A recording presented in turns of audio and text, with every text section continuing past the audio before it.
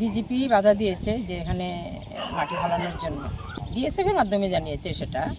ওনারা তো সবসময় এখানে থাকেন না।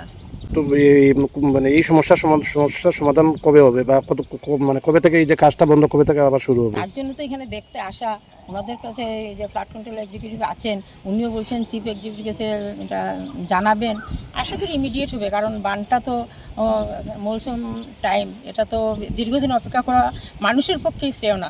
আমাদের কুলাশ্বর মানে বৃষ্টি যখনই হয় প্রত্যেকবার ফ্লাড আসে।